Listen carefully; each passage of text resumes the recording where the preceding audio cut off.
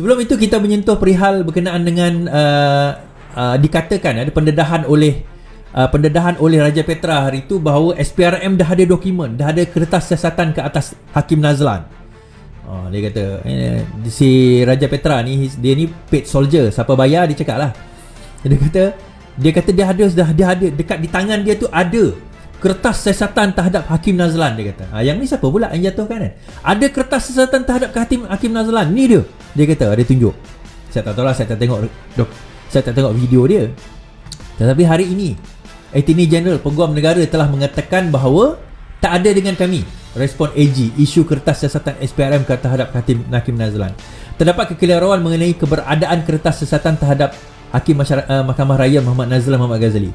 Peguam Negara Idris Harun enggan mengesahkan kesahihan kertas siasatan didakwakan dibocor oleh penulis blog Raja Petra minggu lepas. Malaysia kini telah mendapatkan rakaman audio jawapan Peguam Negara kepada wartawan mengenai perkara itu. Ditanya sama ada dia boleh mengesahkan kesahihan kertas siasatan berkenaan, Idris menjawab tak ada dengan kami. Menjawab soalan lain mengenai kesahihan kertas siasatan dibocor, dia berkata apa yang anda maksudkan tidak sahih? Apabila dimaklumkan bahawa UMNO bertanya sama ada dokumen bocor itu adalah kertas siasatan yang sahih atau tidak, Idris mengulang, saya tidak tahu, ia tidak ada dengan kami. Alright, Idris ni Peguam Negara ni adik ke abang kepada Idris Harun kan? Ad Harun. Dia sendiri mengatakan, Peguam Negara ni mengatakan bahawa kertas siasatan tu tak ada. Biasanya polis atau SPRM bila dia melakukan satu-satu siasatan, dia akan buka kertas siasatan. So daripada kertas siasatan tu, dia kalau ada pendakwaan maka dia akan serahkan kepada Peguam Negara. Nah, menurut perlembagaan, Peguam Negara mempunyai kuasa yang sangat besar untuk nak mendakwa atau tidak mendakwa seseorang. Itu bidang kuasa Peguam Negara, bidang kuasa Peguam Negara untuk mendakwa atau tidak mendakwa seseorang. So dalam isu ini, dia bukan masalah boleh dakwa ke tak boleh dakwa. Isunya adalah kertas pun tak ada. Dia sebagai Peguam Negara kata kertas tak ada. Soalan saya, siapa punya arahan? Kalau betul ada arahan, siapa punya arahan?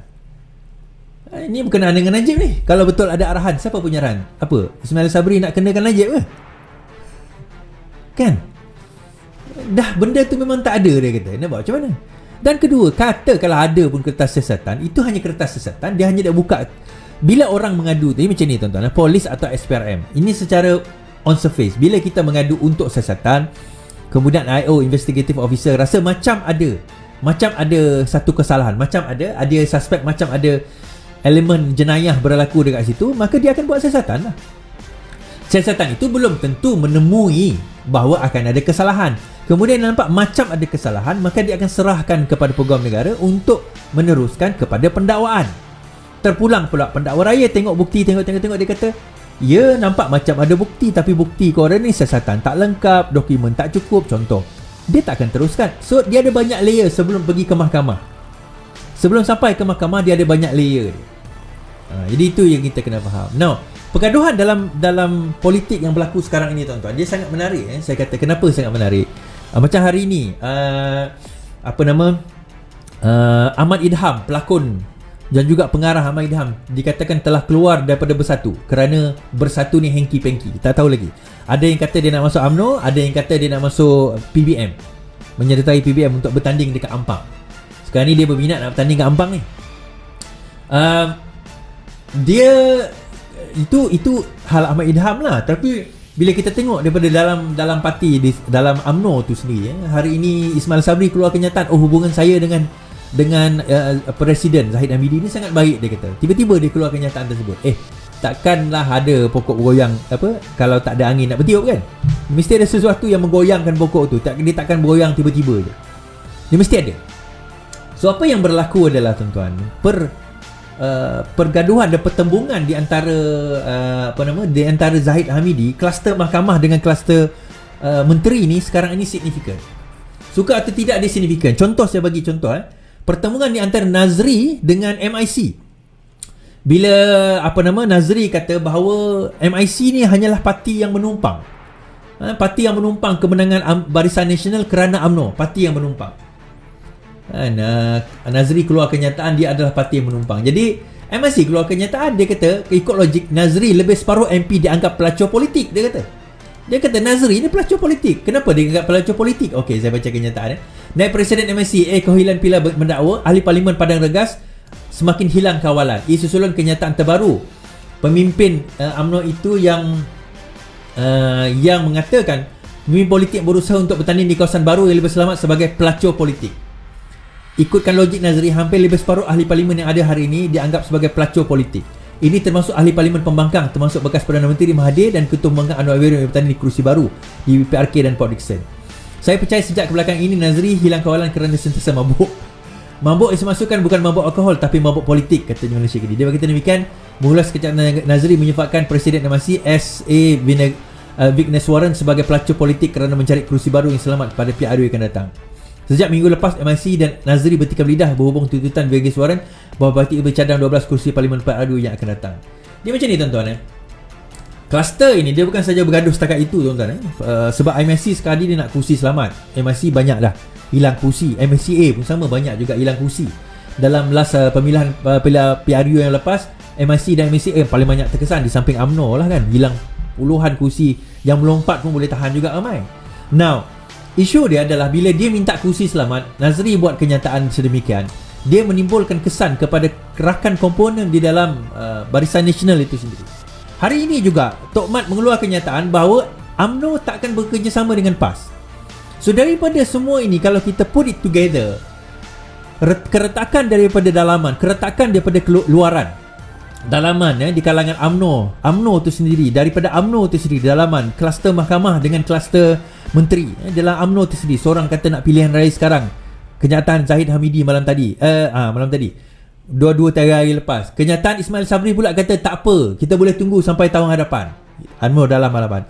Di kalangan BN tu sendiri, pertemuan di antara MIC, contoh MCA tak bunyilah, tapi MIC dengan Nazri, dengan UMNO tu sendiri, di mana MIC sekarang menuntut kursi selamat untuk dia orang nak menang.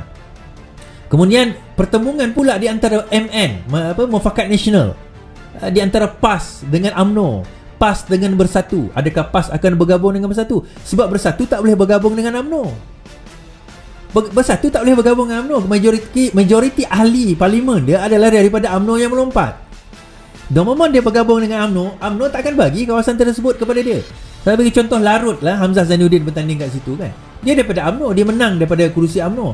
Bila jatuh kerajaan, dia melompat masuk ke dalam Bersatu. Diterima pada waktu itu. Diterima. So pertembungan itu akan mewujudkan pertembungan di kalangan mereka sendiri. So buat masa ini, janganlah kita pula tiba-tiba kata okey kita buat kemah besar, kita bergabunglah dengan dia orang ni. Itu namanya nak bunuh diri lah kan. Dia orang dah bergaduh sama sendiri, kita pula nak duduk tengah-tengah. Dia macam mosh pit lah kalau kita pergi gig kan. Orang duduk buat dia punya mosh pit tu kan, tengah-tengah nak buat hair hanging kan. Kita pula berdiri tengah-tengah, pap, kepala kena kepala kena sepak. Memang cik pasal lah. Dah dia orang bergaduh sama sendiri, biarlah dia bergaduh sama sendiri. Kita fokus dengan kekuatan kita. Kita bina kekuatan kita, yakini rakyat dalam kekuatan kita sendiri. Tak perlu kita nak orang kata sibuk-sibuk pula nak masuk dalam mosh pit. Kalau kita rasa terror, tak apalah juga. Biar mereka bergaduh. Bila GTA datang, GTA tak pecah undi Pakatan Harapan. GTA pecah undi Melayu. Itu pun kalau dia ada undi lah. Last Johor itu pun Pejuang langsung semua kursi dia kalah. Dia ada duit nak bertanding, dia ada bertanding, tak apa, bagi dia bertanding. Kita tak ada isu. Tapi Is dia kata perpecahan di kalangan pembangkang ini akan merugikan pembangkang sebenarnya. Dia akan menguntungkan. Dia macam ni lah tuan-tuan. Saya nampak dinamik politik ni dah semakin menarik. Kerana apa? Selepas ini berkemungkinan PRU15 ni mungkin juga kita kata bukan setakat pembangkang dia tak boleh nak menang, tetapi tidak ada satu parti yang dominan. Ada kemungkinan tidak ada satu parti yang dominan. Maksudnya kalau UMNO menang pun dia tak dominan. Dia kena bergabung dengan sesuatu yang lain untuk membentuk kerajaan. Ada kemungkinan. Sebab kalau kita tengok dalam keadaan sekarang ini, rakyat pun dah macam, aku nak satu kepimpinan yang orang kata apa, yang stabil dalam menentukan. Dia dua perkara besar dalam pilihan raya. Yang pertama, pengundi bawah 35 tahun, pengundi baru bawah 35 tahun. Itu yang pertama. Kedua, berapa ramai pengundi yang akan turun. Perkara ini yang akan menentukan hala tuju negara selepas ini. Sebab kalau ramai turun, dan ramai turun pula dalam keadaan mereka sedar, kita akan nampak perubahan besar di mana pembangkang akan menang. Tapi kalau tak ramai turun, dan ramai di antara bawah 35 tak juga turun, UMNO akan berkuasa kembali. So dia terpulang kepada pengundi lah. Kita boleh lah bising kata macam mana sekalipun. Kita boleh speculate. Ada orang kata aku rasa kita boleh menang 105, 106, 110. Tak apalah, kita speculate. Tak ada isu. Saya tak kata betul, saya tak kata salah. Ini spekulasi kita. Setuju atau tak setuju, itu cerita lain.